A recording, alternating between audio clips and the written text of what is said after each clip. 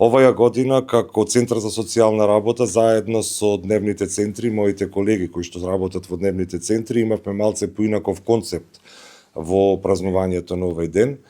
Празнувањето го почнавме уште од понеделникот со активности и интерактивна соработка со основните и средните училишта, за да вчера имавме еден настан во Општинското основно училиште Добре Јовановски, каде што покажавме инклузивност на делот, посебно во делот на спортот. Денешниот настан во присуство на градоначалникот Дејан Продановски, председателката на Советот доктор Кржевска, кои што се наши поддржувачи од нашето постоење веќе 23-24 години, ќе го одбележиме и со присуството на нашите пријатели од Република Италија, од Центарот за спорт на Република Италија со седиште во Бари, кои што ја продолжуваат и нашата соработка во делот на инклузивноста на спортот. Денеска ние, после овој настан овде вака скромен, да не речам, мал настан во Центаров Ѕуница, ќе продолжиме во заедничката прослава во Мистон, каде што сме поканети и како гости, и како учесници во соработка со локалната самоуправа и телото за инклузија при локалната самоуправа. Меѓутоа не можевме да не ја запазиме традицијата, затоа што моравме да ја испратиме пораката од нашиот центар, по кој прилепе препознает. И јас само на крајот би сакал да го честитам празников. Ние продолжуваме се активности, имаме визија, имаме завоиднина, заедно со моите колеги, тука и координаторката, кои и не можеме ништо без поддршка од општината и од бизнис партнерите кои што од локалната заедница. Да, ви благодарам. Деве директоре, дали има потреба од зголемување на вакви центри на ниво на општина? Какви се капацитетите на Ѕуница на овој центар? Во моментов ние ги имаме исполнето максимум капацитетите во центарот Зуница. Кога зборувам за Зуница, не можам да го изоставам и центарот за церебрална парализа, каде што сме партнери со локалната самоуправа. Значи, потреба секогаш има и ќе има. Меѓутоа, за тоа ќе преговараме, ќе разговараме за наредниот период со градоначалникот, со локалната самоуправа, а во моментот и во едниот и во другиот дневен центар капацитетите се исполнети. Согласно вработените. Колкава е таа бројка на сместени? Па во моментот некаде, мислам дека во двата дневни центри имаме некаде околу 28 штитеници. Дали има потреба и барања за нови лица да бидат вклучени, односно лица со посебни потреби да ги посетуваат овие центри? Или колкава е таа бројка на луѓе кои што бараат? Лица со попреченост, значи да ја запазиме терминологијата, барања има, меѓутоа барањата има листа на чекање која што не е така многу голема. Меѓутоа се обидуваме да одговориме максимално на потребите на граѓаните.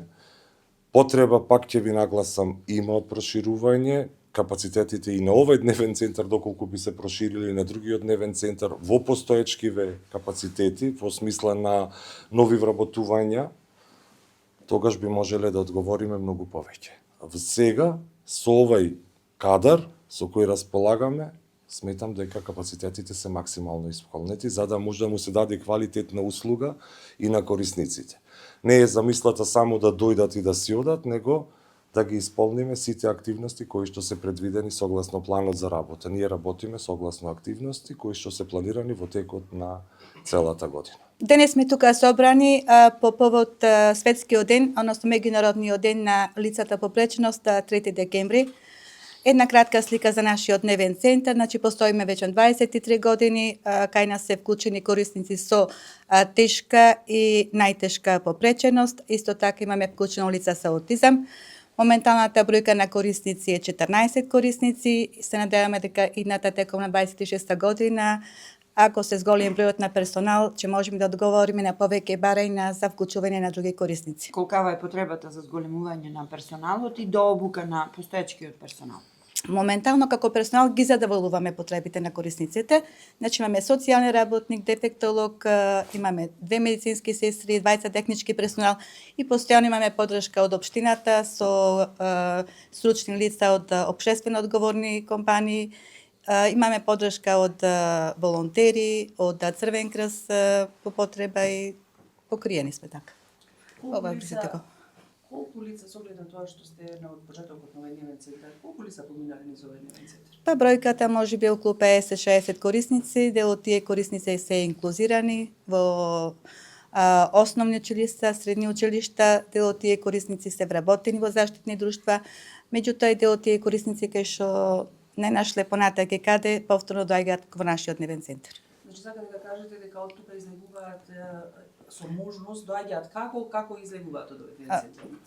Доаѓа нашиот дневен центар, че вклучува корисници од 5 години возраст, а кога наполнуваат одреден степен на развој, ние ги ги вклучуваме во образовниот процес, значи се инклузираат, там имаат поддршка од образовни асистенти, кога завршуваат основно и средно образование, имаме барање од нив повторно да бидат вклучени во нашиот дневен центар. Во изминатиот период имаме одлична соработка со Сдруженијето Центар и развој за едукација од Прилеп. Тие се наши големи помагатели и вклучително и денешниот настан, и вчерашниот настан, и гостите од Италија ни се заедно во соработка со ова здружение. Така да станавме партнери во пружање на социјалните услуги на територијата на општина Прилеп и останатите две општини за кои што ние како центар сме местонадлежни, општините Кривогаштани и Долнени. Огромна благодарност до нив и се надевам дека соработката ќе ни продолжи понатаму заедно во соработка со локалната самоуправа. Му честитам на домаќините за добрата организираност на овој настан, традиционален, сум присуствувал неколку пати, сум пресреќен што овие деца имаат прилика и шанса да покажат она што научиле или совладале во текот на престојот овде во овие центри кои што се во соработка или надлежност заедничка со центарот, меѓуопштинскиот центар за социјални работи. Го честитам светскиот ден на лицата со попреченост.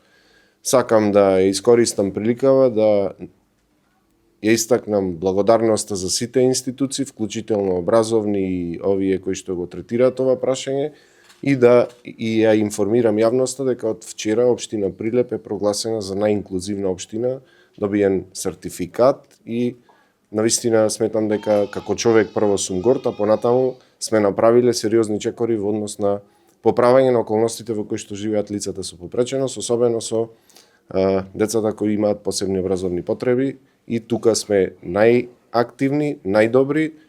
Сум учествувал во формирањето на тоа, од лани во законска регулатива ставено образовен асистент да имаат и децата во средното образование, но како општина предничиме и не случајно е доеден тој сертификат кој што ни е даден за најинклузивна општина, затоа што и пред воведувањето на обврските што ги имаме со законот, ние како општина направивме исчекор 4 години од средства на основниот буџет, ангажираме образовни асистенти за децата, затоа што ги слушнавме потребите и за овие деца кои што во средно образование немаја досега законска можност за да имаат сопствени образовни асистенти, и сето ова придонесува за она што е крај или врв на ова што го достигнавме, а тоа е да бидеме најинклузивна општина.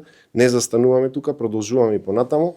Еве во најава, само да ви најавам дека во програмата за работа во 2026 година планираме и сигурно ќе се реализира еден голем настан кој што би бил на ниво на цела држава, би се одвивал во еден ден, нешто налик на претходните години што го направивме настанот, но да бидат исклучиво вклучени децата со посебни образовни потреби и лицата со попреченост, би се одвивал на некое отворено место каде што тие би ги изразиле своите способности кои што ги имаат и ги градат, и еве најавувам дека таму во пролетните месеци, мај, најкасно во јуни би се одржал еден ваков голем настан за да покажеме дека навистина општина Прилеп го заслужи признанието кое што вчера го добивме.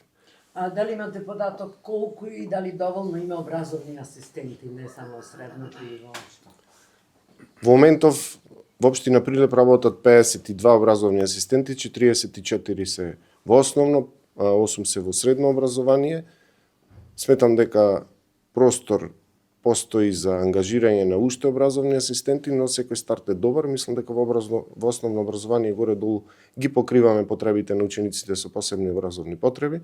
За во средно можеби ќе треба да се ангажираат дополнителен број, но се прават анализи во позадина и во секоја година трендот се менува и сме во постојани преговори со Министерството за образование и наука и со Министерството за социјална политика и млади и демографија да поправаат во тој дел од буџетот, односно да ги задоволиме потребите на сите овие ученици кои што треба да им биде помогнато на овој начин преку образовните асистенти.